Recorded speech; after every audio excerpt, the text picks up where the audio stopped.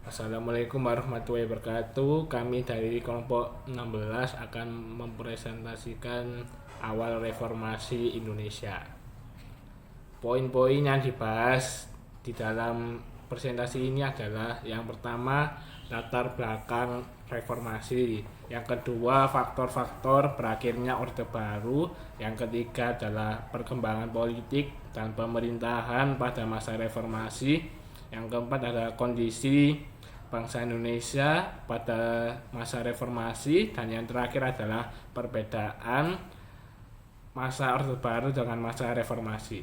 Saya akan menjelaskan latar belakang reformasi. Latar belakang reformasi Latar belakang munculnya reformasi pada tahun 1998.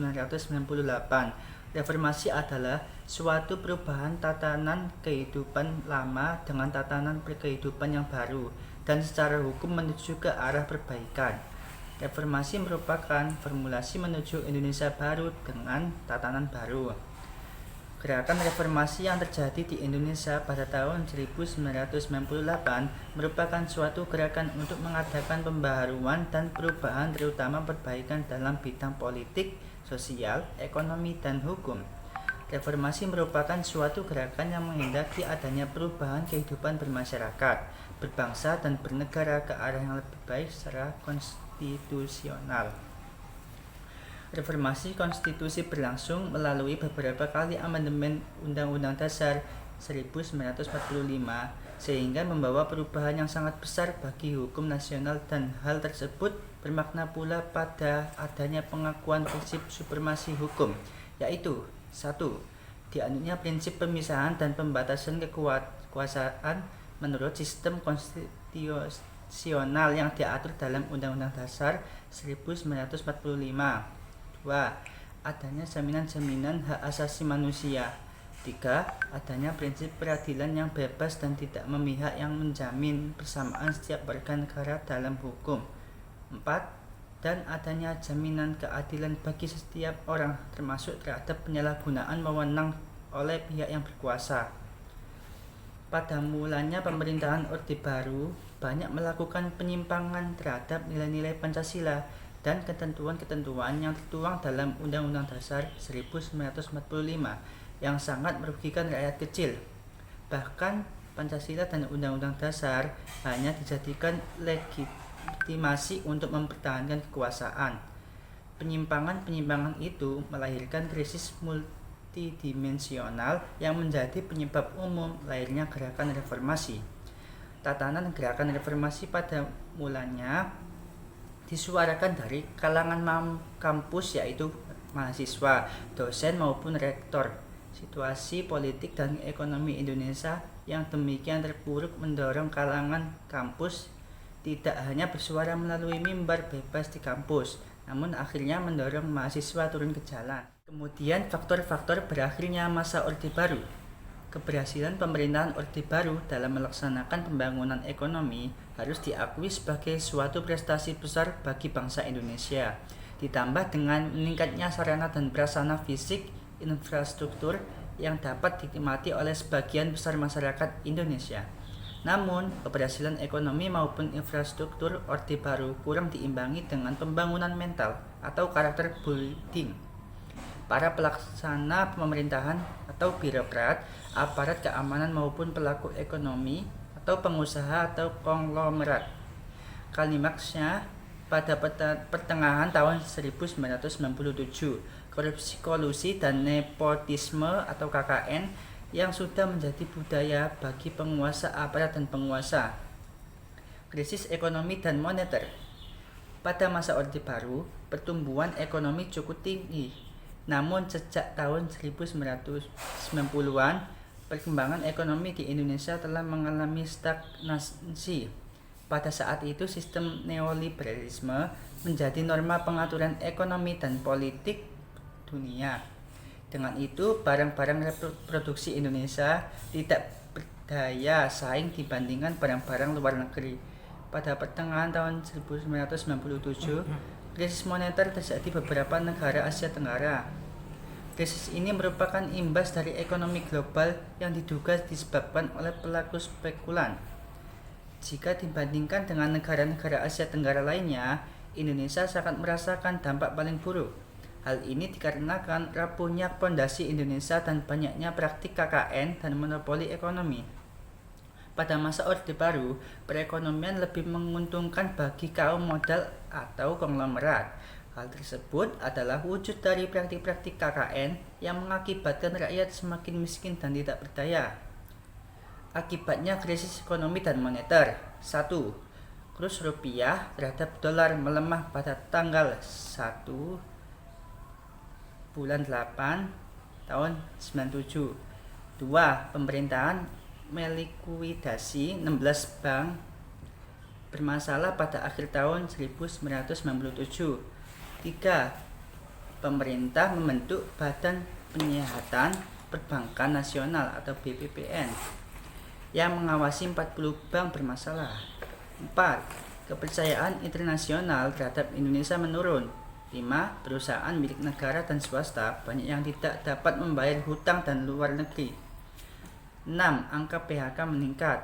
7. Persediaan barang nasional menipis sehingga harga barang naik tak terkendali dan biaya pun semakin tinggi. Faktor-faktor berakhirnya masa Orde Baru. Yang kedua, krisis politik. Begitu mengakarnya budaya KKN dalam tubuh birokrasi pemerintahan menyebabkan proses pengawasan dan pemberian mandataris kepemimpinan dari DPR dan MPR kepada Presiden menjadi tidak sempurna. Unsur legislatif yang sejatinya dilaksanakan oleh MPR dan DPR dalam membuat dasar-dasar hukum dan haluan negara menjadi sepenuhnya dilakukan oleh Presiden Soeharto.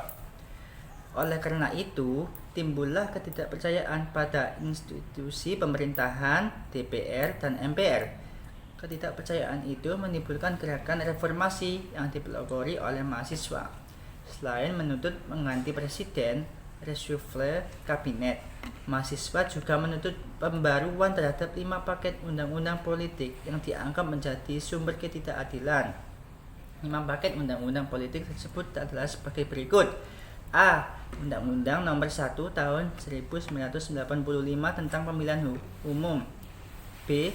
Undang-Undang Nomor 2 Tahun 1985 tentang Susunan, Kedudukan, Tugas dan Wewenang DPR atau MPR.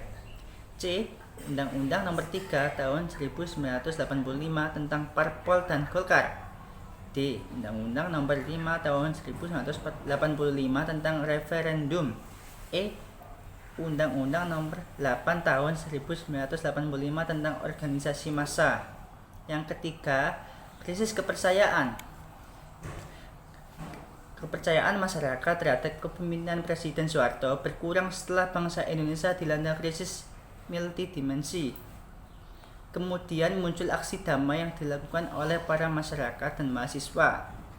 Para mahasiswa semakin gencar berdemonstrasi setelah pemerintahan mengumumkan kenaikan harga BBM dan ongkos angkutan umum pada tanggal 4 Mei 1998.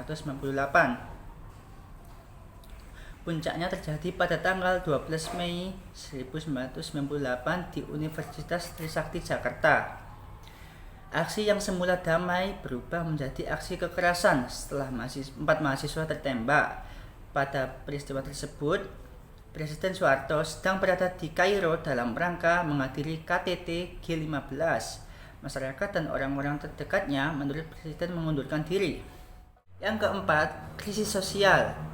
Krisis sosial horizontal di Indonesia mengalami titik puncak. Kondisi kehidupan masyarakat yang sangat sulit, ditambah dengan angka pengangguran yang tinggi, menyebabkan berbagai benturan sosial. Kerusuhan sistematis yang terjadi di Indonesia pada tanggal 13 sampai 14 Mei 1998 menjadi bukti dari adanya pergeseran sosial antar masyarakat. Yang kelima, krisis hukum. Banyak ketidakadilan yang terjadi dalam pelaksanaan hukum pada masa pemerintahan Orde Baru, seperti pada kekuasaan kehakiman yang merdeka dan terlepas dari kekuasaan pemerintah. Namun kenyataannya kekuasaan kehakiman berada di bawah kekuasaan eksekutif. Oleh karena itu, pengadilan sangat sulit mewujudkan keadilan bagi rakyat karena hakim-hakim harus melayani kehendak penguasa. Hukum juga sering dijadikan alat pembenaran atas tindakan dan kebijakan pemerintahan atau sering terjadi rekayasa dalam proses peradilan. apabila peradilan itu menyangkut diri penguasa, keluarga kerabat, atau para pejabat negara. Reformasi menghendaki penegakan hukum secara adil bagi semua pihak sesuai dengan prinsip negara hukum. Selanjutnya, perkembangan politik dan pemerintahan pada masa reformasi. Ada 5 poin yang kami ingin bahas. Yang pertama, Presiden Baharudin Yusuf Habibie tahun 1998 sampai 1999. Yang kedua, Presiden Kiai Haji Abdurrahman Wahid tahun 1999 sampai 2001. Yang ketiga, Presiden Megawati Soekarno Putri tahun 2001 sampai 2004. Yang keempat, Presiden Susilo Bambang Yudhoyono atau SBY tahun 2004 sampai 2014. Yang kelima, Presiden Joko Widodo tahun 2014 sampai 2024. Awal reformasi Indonesia diawali dari Presiden ketiga Indonesia, yaitu Baharudin Yusuf Habibie, atau bisa kita sebut dengan B.J. Habibie. Prof. B.J. Habibie ini bisa kita sebut Presiden Republik Indonesia yang ketiga. Sebelumnya, B.J. Habibie menjabat sebagai Wakil Presiden Republik Indonesia yang ketujuh, menggantikan Tri Sutrisno. B.J. Habibie menggantikan Soeharto yang mengundurkan diri dari jabatan presiden pada tanggal 21 Mei 1998. Biodata beliau. Beliau lahir pada tanggal 25 Juni 1936 di Parepare. Meninggal pada tanggal 11 September 2019 di Rumah Sakit Pusat Angkatan Darat Gatot Subroto, Jakarta. Pasangan beliau adalah Hasri Ainun Besari. Pendidikan beliau di Institut Teknologi Bandung, di Universitas Teknologi Delft, dan Universitas Essen. Langkah-langkah yang dilakukan oleh Presiden B.J. Habibie untuk mengatasi keadaan negara yang sangat kacau. Yang pertama, membentuk Kabinet Reformasi Pembangunan. Kedua, perbaikan ekonomi. Yang ketiga, reformasi di bidang politik. Yang keempat, kebebasan menyampaikan pendapat. Yang keempat, masalah di fungsi ABRI. Selanjutnya, reformasi bidang hukum. Dan yang terakhir adalah pemilihan umum tahun 1999. Kebijakan-kebijakan atau program kerja Baharudin Yusuf Habibie. Yang pertama, kebebasan pers, yaitu pada UU nomor 40 tahun 1999 tentang pers. Kemudian, pemilu bebas dan demokratis yang tercantum pada UU nomor 2 tahun 1999 tentang pemilu. Kemudian otonomi daerah yang tercantum pada Undang-Undang nomor 22 tahun 1999 tentang pemerintahan daerah.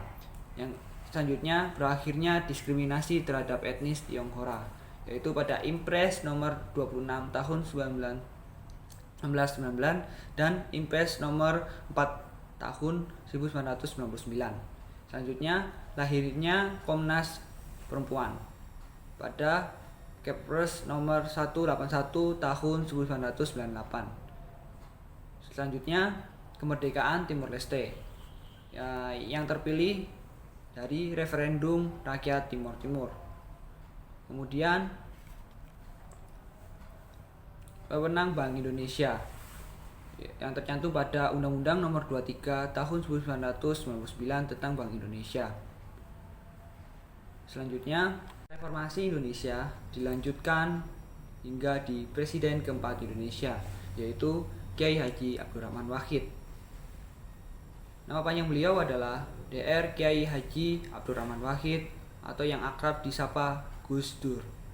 Beliau adalah tokoh Muslim Indonesia dan pimpinan politik yang menjadi Presiden Indonesia yang keempat dari tahun 1999 hingga 2001.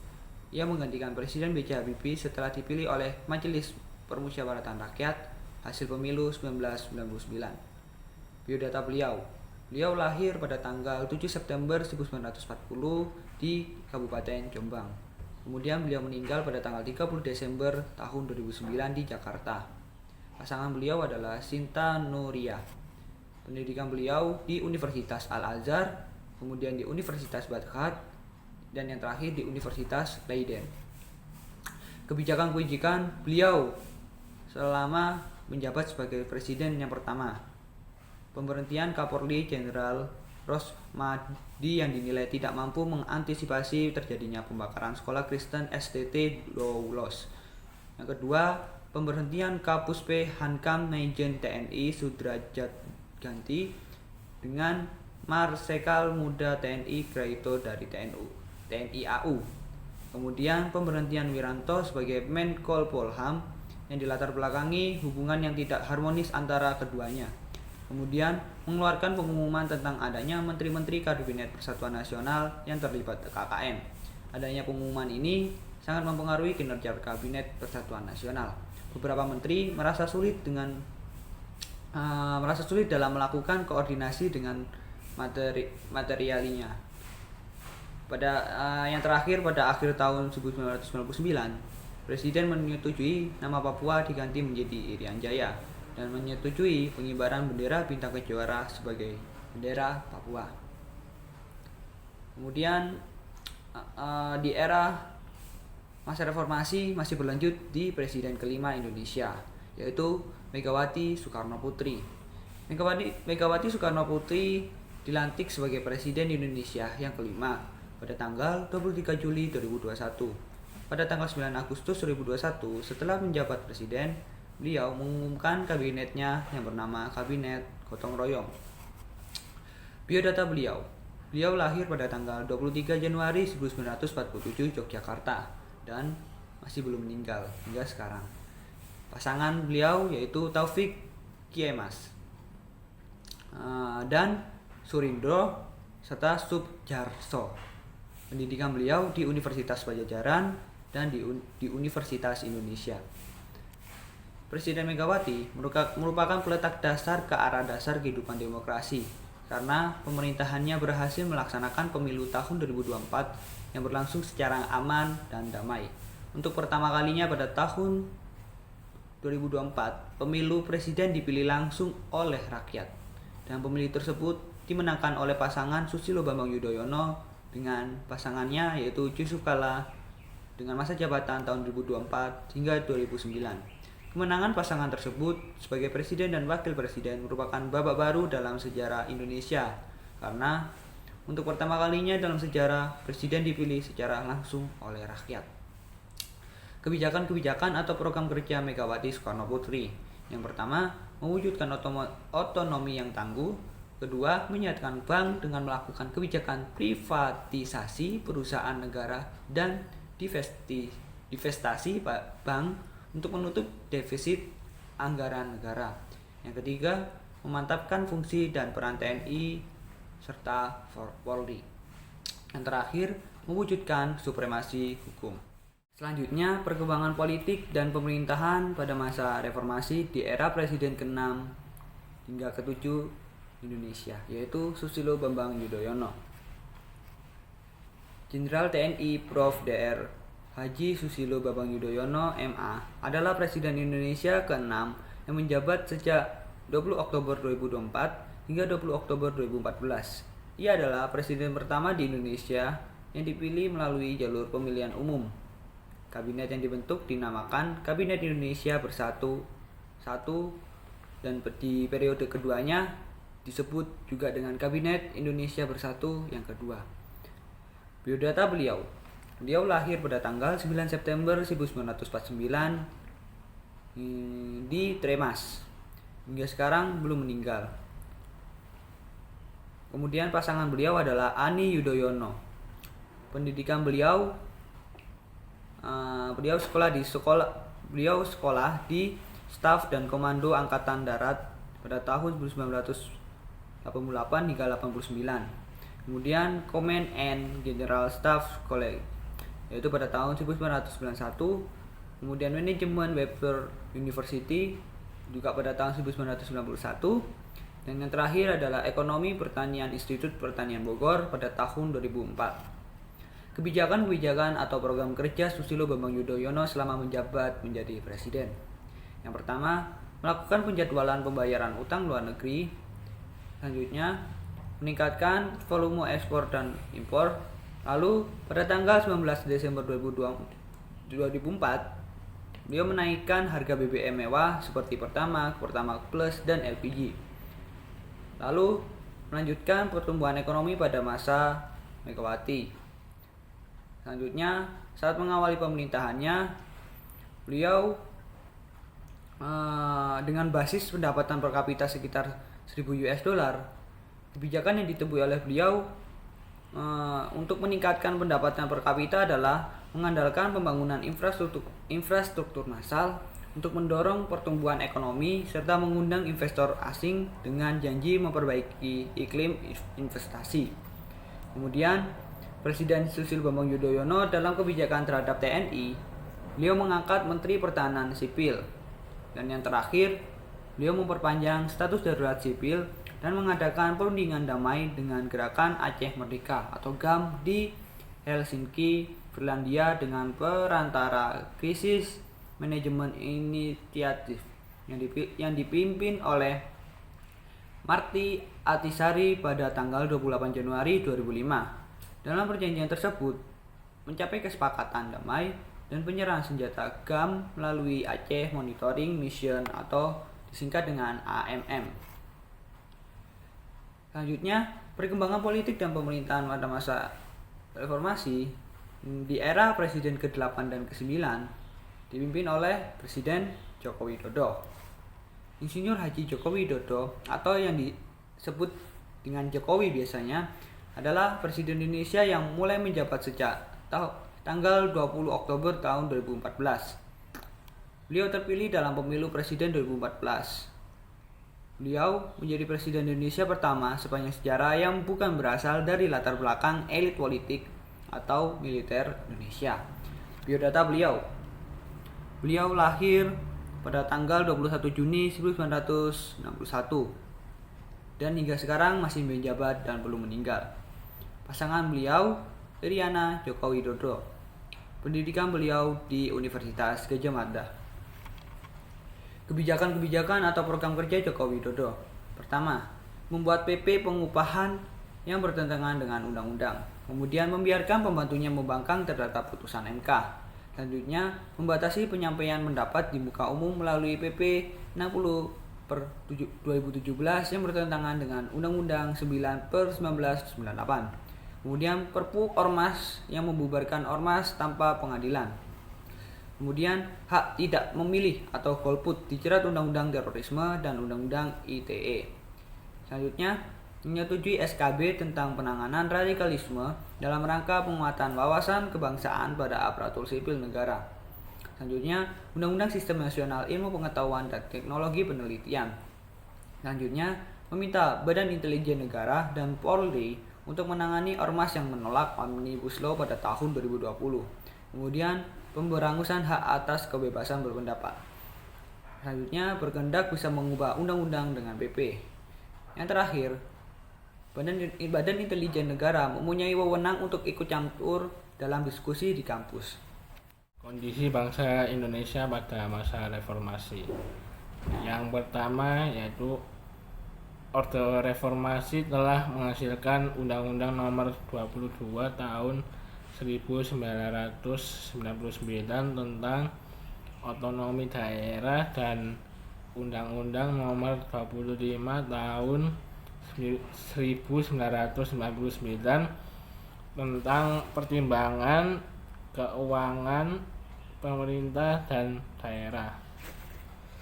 Yang kedua yaitu secara konstitusional integrasi Timur-Timur ke dalam NKRI sebagaimana yang tertuang dalam TAP MPR nomor 6 tahun 1978 dicabut. Pencabutan ketetapan dilakukan dalam sidang umum tahun dengan nama Timor Leste. Yang ketiga, terjadi beberapa konflik sosial yang terjadi pada era reformasi seperti yang terjadi di Kalimantan Barat melibatkan etnis Melayu, Dayak, dan Madura.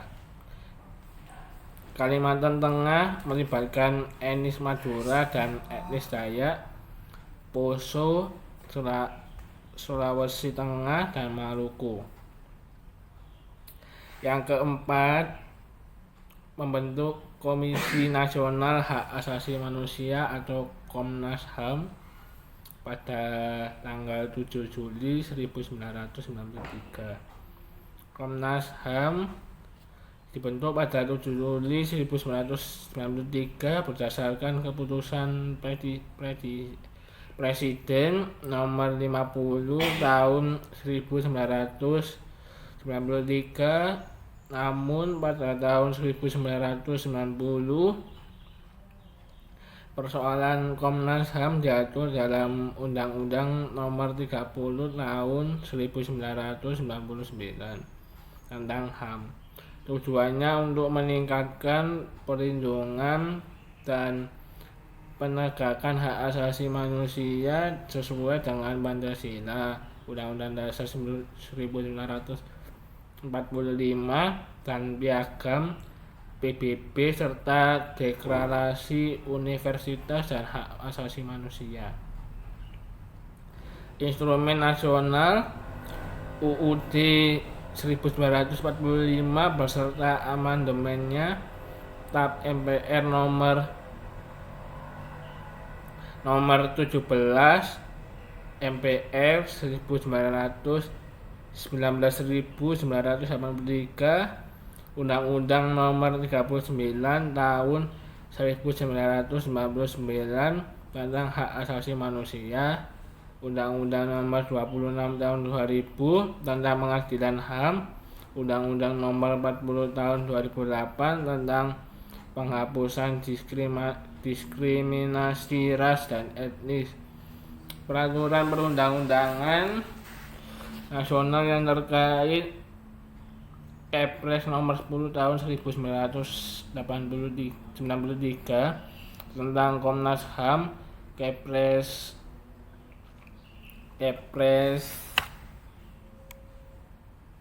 nomor 181 tahun 1998 tentang Komnas Anti Kekerasan Terhadap Perempuan. Yang kelima, membentuk Mahkamah Konstitusi pada tanggal 13 Agustus 2003. Kewajiban dan kewenangan MK dalam menguji undang-undang terhadap Undang-Undang Dasar, memutus sengketa kewenangan lembaga negara yang kewenangannya diberikan oleh Undang-Undang Dasar, memutuskan pembubaran partai politik, memutus perselisihan tentang hasil pemilihan umum, dan berkewajiban memberikan putusan atas pendapat DPR mengenai dugaan pelanggaran hukum oleh Presiden dan Wakil Presiden menurut Undang-Undang Dasar. Membentuk KPK atau Komisi Pemberantasan Korupsi pada tanggal 29 Desember 2003. KPK adalah sebuah komisi yang dibentuk tahun 2003 berdasarkan Undang-Undang Nomor 30 Tahun 2002 tentang Komisi Pemberantasan Tindak Pidana Korupsi untuk mengatasi, menanggulangi, dan memberantas korupsi.